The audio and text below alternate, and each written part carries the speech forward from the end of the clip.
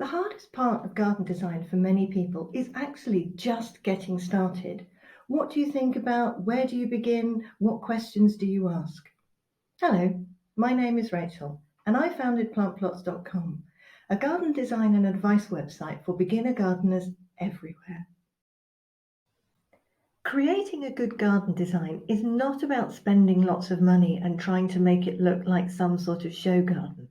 It's about understanding what the garden needs to deliver for you. And if it does that, the design is a good one.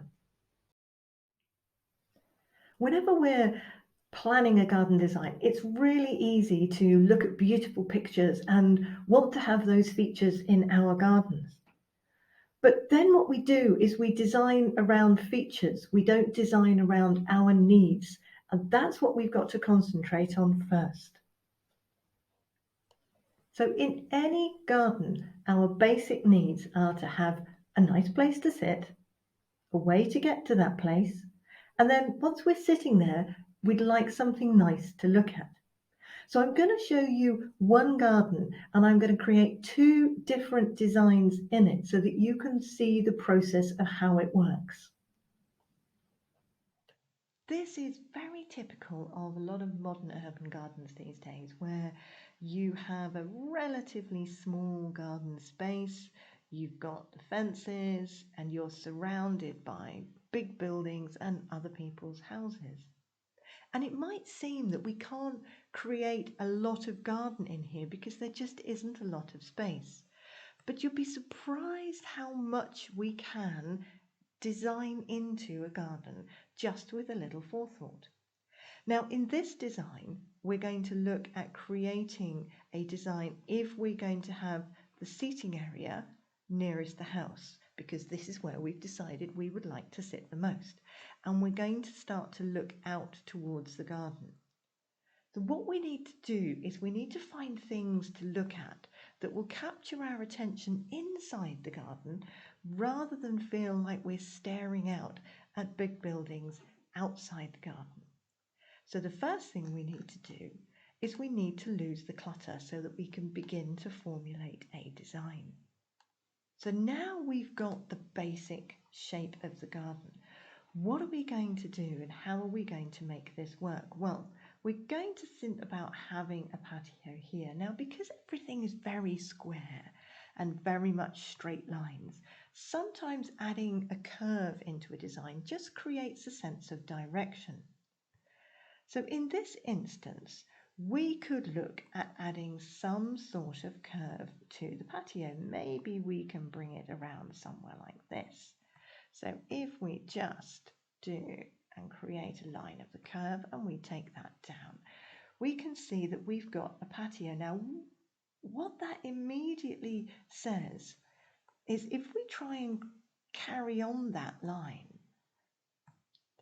and we draw another line in, can you see here how the line of the lawn is making us look in a different direction? It's making us look towards this wall here. And in a really tiny space, you haven't got the space for a traditional lawn. Simply, you're not going to be able to have space to run around and play on there. So we need to use the lawn shape as part of the design feature. So if I pop this in, we can see now I've got a slightly larger patio because I've decided that I needed a bit more space to sit in here. And I've got a lovely sweep of the garden that's making me look around to this particular wall. But what we need to do now is we need to start thinking about how we can capture our attention inside the garden. Because if I'm sitting here, I'm looking out over here. And what I want to do is look at something. I need something that will capture my attention. And a really good thing in any small garden is to have a tree. Now, some people may think putting big things in small gardens is awkward, you lose space. You don't. If we put a tree in here without, let's have a look at a tree shape here coming up. Okay, we can have a nice, attractive, beautiful tree. coming up here, above this space here. All of a sudden now, my attention is drawn straight to this particular feature. I'm making it a look at me feature. And the second thing we need to consider is, again, because we've got lots of windows overlooking us and they're buildings, nothing moves, we will have more attention if we have things that move. So we could create some tall grasses that will sway in the breeze around here. And I will then watch these and I won't notice the windows quite so much. In this particular area, we might just need to fill this space up with maybe a shrub that will pop above the height of the fence just to disguise where that fence starts. And all of a sudden now, I think you can see the garden is starting to feel a little more designed. There's stuff in it. There's stuff I've got to be able to see. I can watch things. Then we might have some smaller plants coming in here and filling up the space underneath the tree that might be pretty or scented, that will capture my attention, and we can have some shrubs in here and pop some plants in. But we still have this area on the fence here, which may need a little attention. It still shows a very straight line, and we're seeing these straight lines and vertical lines of the fence posts. So maybe what we can do now is we can put a small climber on here that will begin to go along the line of the fence and maybe break up that top line, which again, if that's got some attractive colours of flowers, it's something I can look at, something that will really hold and capture my attention above the line of the fence here. Now the last little piece of the puzzle is this corner here, this wall. It's still a very big wall in the garden, and we need to do something because the lawn is making us look here. We need a feature on this area. Now it could be a piece of wall art, it could be a mirror, it could be one of those nice decorative screens that you have, all of which will just give us something to look at. Then the last little bit potentially we might need to add, just to add a little something to the garden, is to fill up a little bit of space here. Maybe some tall pots could be added on our new patio with some plants sitting in on top of them. That would just give us something to break up the line of the paving here. So if I show you this now with the original garden back in again, let me just take these out. These tree, let's take out my tree and my scribbles and my plants, and we'll just put back the basic garden. Okay. What we have now is a black fence, simply because it's a really good backdrop to plants. Black shows up green really well. So if we want to keep our attention in here, what I need is a backdrop. I need a theatre background, a screen to make me look here and not up here. So if I then add in now the patio and the line of the lawn, and you can see I've put some little decorative wall screen on here. It just gives you something nice to look at. And finally, we can add some plants in and some pots in, and you can see now how this tree really holds your attention. These grasses will move and sway with the wind, and you will watch these. And there's a climber now that's breaking up the straight line of this fence. And ultimately, a sort of a nice attractive shrub that will again grow slightly higher than the fence on this side. So there's a lot of garden you can pack into a small space. So if you're going to use curves and flowing shapes in a garden, there are a few simple rules to remember. And the first one is that you need to keep the shape of that curve simple. Wobbly lines won't make a garden look natural. It'll just make the garden look wobbly. then when you've created a curve, put something at the end of it. Give yourself a reason to go along that, down the garden, and go and find something and see what's there. And it's even better if you can hide part of the curve so that you can't quite see what's round the corner. And that will all add to your design. And this time thought I would show you where we can create another design, but changing the seating area so that we are at the end of the garden, because then we look back towards the house. We put our backs to the fences here, which means we can't see the windows that are watching us, which gives us a feeling of more privacy. Now, obviously, if we move the seating area to the end of the garden, we have to have a way to get there. Because we're going into the back corner, the best option is to work with the shapes that we've got. So a squarer patio would just sit in that area quite nicely, which means we've got to get there. Now, do I want to walk straight across here? Or maybe I can walk down the side, or maybe along this way to my seating area.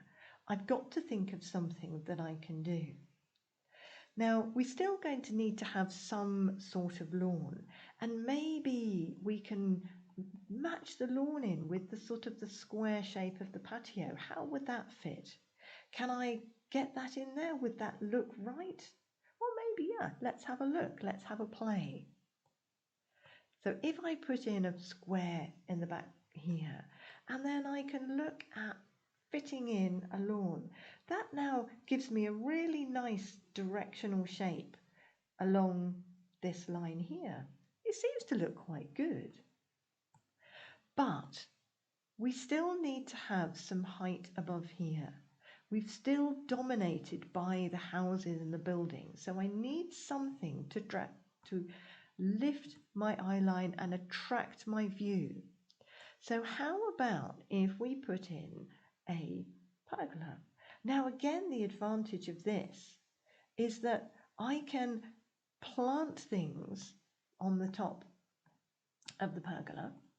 We can have planting along here and along the back, which will stop people from looking down onto where I'm sitting. It gives me some privacy. So that's a double benefit. That's a really good reason to have this pergola. So if I just show you what that might look like with a lawn, very roughly.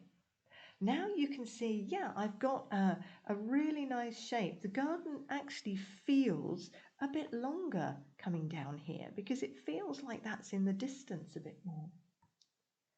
Now I can create a path that will go along this way because that's a nice route to walk, and maybe I can put now a flower bed in along this side here. And then it gives me some nice areas of planting and a big space here, possibly for planting. Now, some of you may think, yeah, but if you put plants really close to the house here, it's going to feel closed in. Well, not really, because if those plants are beautiful and attractive, or they have nice scents, or they've got beautiful flowers, or they dance with the wind and they move, you'll notice them and you won't see quite so easily round that corner. It gives a sense of depth, which is something that's always good to try and create in a small space. Now, I still need to have some kind of privacy created here. I'm still overlooked. So if we could put, again, a small tree in here that would just sit above the fence line. Let me just take that off there because it wouldn't see beyond the garage. So just sit behind here, but you've got a nice tree that would sort of fill up, it would fill your view, you hide it above there. And then we can put some plants in here. And maybe what we can do is create a little border here with some nice plants that we can look at.